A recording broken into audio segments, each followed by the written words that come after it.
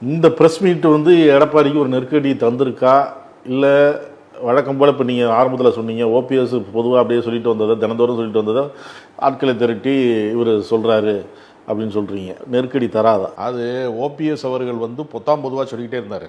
இவர் 10 நாள் கெடு விதிச்சிருக்கிறார். இவர் 10 நாள் கெடு விதிக்கிறார் என்கிற போதே இவருக்கு வேறு திட்டங்கள் இருக்கிறது. 10 நாள் கழிச்சு வந்து நீங்கள் சொன்னீங்களே ஒன்றுமே நடக்கலையே என்ன ஆச்சுன்னு கேட்கக்கூடிய இடத்துல அப்போ இவரை யார் இயக்குகிறார்கள் என்கிற ஒரு கேள்வியும் இருக்கிறது.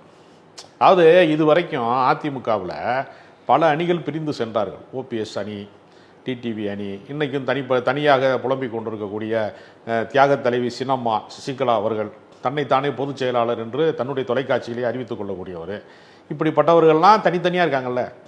இவர்கள் யாருமே பாஜகவை எதிர்க்கவில்லை. ஒரு ஒற்றுமை என்னன்னா, யாருமே பாஜக இன்றைக்கு பேசிய செங்கோட்டையன் கூட பாஜகவோடு இருந்திருந்தால் 30 தொகுதிகள் வெற்றி பெற்றிருப்போம் என்பதை மேற்கோள் காட்டுவதற்கு வேலுமணியை வந்து முன்னுதாரணமாக கொண்டு இன்றைக்கும் பாஜக ஆதரவு நிலைப்பாட்டை தான் செங்கோட்டையன் சொல்றாரு. அப்ப இந்த கட்சியை உடைத்தது, இந்த கட்சி வந்து இன்றைக்கு ஒன்று சேர வேண்டும் என்று பல பேர் பேசுறாங்களே, இந்த கட்சி ஒன்று சேராமல் கிடப்பதற்கு காரணமான விஷயங்களை பற்றி என்றைக்காவது யாராவது குரல் கொடுத்திருக்கிறார்களா? அதை பற்றி யாராவது பேசியிருக்கிறார்களா?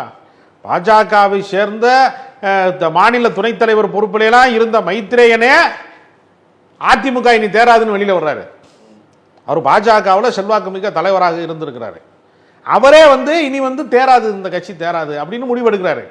அன்வர் ராஜா மாதிரி எம்ஜிஆர் கட்சி தொடங்குற காலத்தில் இருந்து மிக நீண்ட காலமாக ஒரு 55 வருடமாக அரசியலில் இருக்கக்கூடிய மூத்த தலைவர்கள் வெளியேறுகிற போதெல்லாம் அவர் ஒருவர் தான் பாஜக அதுக்கு காரணம்னு சொன்னாரே தவிர வேற யாருமே பாஜக எதிர்ப்பு நிலைப்பாட்டை எடுக்கவே இல்லை. அன்வர் ராஜாவோ மைத்ரேயனோ ஒருத்தர் தானே போறாங்க, அதனால பெரிய இழப்பெல்லாம் இல்லைங்கிறாங்களே. இல்லை, அப்படி கிடையாது. மைத்ரேயன் வந்து ஒரு வேளை தனிநபராக கூட இருக்கலாம். ஏன்னா அவர் வந்து ஓட்டு வாங்கி நாடாளுமன்ற உறுப்பினராக போனவர் இல்லை, ராஜ்யசபா உறுப்பினராக போனவர். அன்வர் ராஜா அப்படி அல்ல. அன்வர் ராஜா வந்து பல தேர்தல் களங்களை சந்தித்தவர். சட்டப்பேரவை உறுப்பினரா, அமைச்சரா, நாடாளுமன்ற உறுப்பினரா, வக்போர்டு சேர்மனா, பல பொறுப்புகளை வந்து ஊராட்சி ஒன்றியங்களுடைய பெருந்தலைவர் யூனியன் சேர்மனாலாம் மண்டபத்தில் வெற்றி பெற்றவர். மக்கள் செல்வாக்கு மிகவர். அவர் தனிநபராக நம்ம அவரை கருத முடியாது.